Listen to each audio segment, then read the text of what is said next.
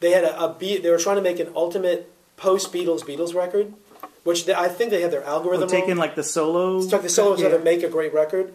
In my opinion, their algorithm was flawed because they were looking for 4 songs from each guy. You know, they had a thing. It's like, no, you do 1 song for Ringo, 2 songs for George, and then the other split the rest between the John other and Paul, right? 8.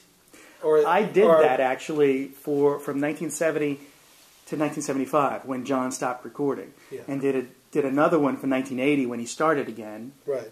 And and it left out a ton of good George and Paul and some good Ringo stuff too. Yeah. But yeah, I actually did it and came up with names and made covers for them. And I did that because I had friends who were huge Beatles fans, but wouldn't give the solo material the time of day. Crazy, because I mean, everybody knows the song "Imagine," but they don't know how good a record that is. Right.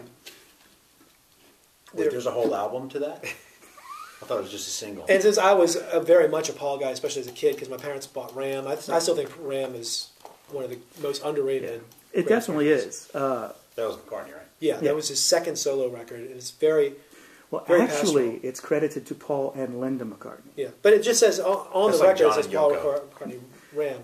But yeah, she's very prominent on it. Oh yeah, it had one really big hit, which is the Uncle Albert / Admiral Halsey, Admiral Halsey.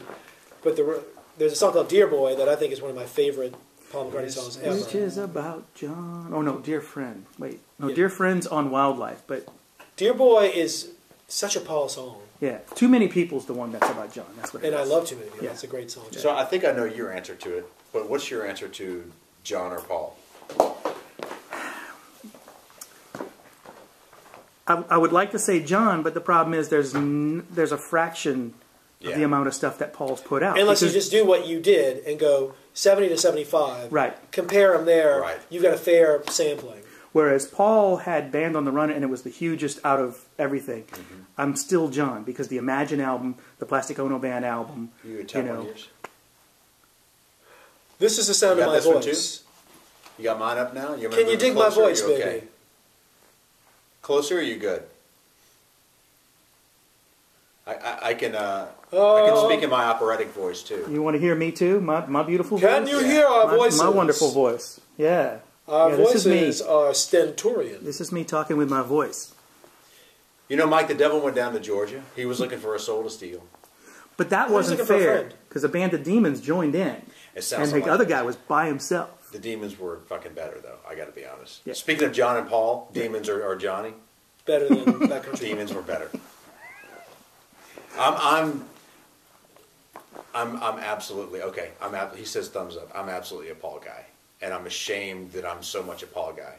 There's no shame in it. I love Imagine because it's one of the most beautiful songs ever. But there are like 3 or 4 John songs that I love. I don't own any of his albums, so I've never heard really the deep album cuts. But I think Paul's pop sensibilities is what dragged me in. Oh well, definitely. I mean, he is the most accessible out of all of them. And he's also the most skilled musician. So yes. Guys like us who love pop songs and who also play music are very likely to gravitate to it. And he was never afraid to be commercial. Yeah.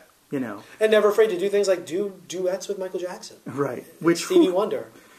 I can handle, Ebony and Ivory to me is so cloying and sugary. It's an awful song lyrically, but it's a beautifully written song. Yes. And I prefer the other song they did together, because they did 2 tracks on that album. Yeah, the other one, it sounds more like a Stevie Wonder song. But also, you put Paul and Elvis Costello together, and the songs that they wrote together are pretty fucking amazing. Yeah, but they didn't really duet. I wish they would have done a record. Yeah. Well, there's a whole bootleg. Are you recording it? I have mine on, yeah. Okay. So, I mean, anytime he's ready, I'll be going. Okay, he's good. Okay. Let's go. All right. Now, feel free to expound on things and tell stories and things like that. Just give me the damn remote!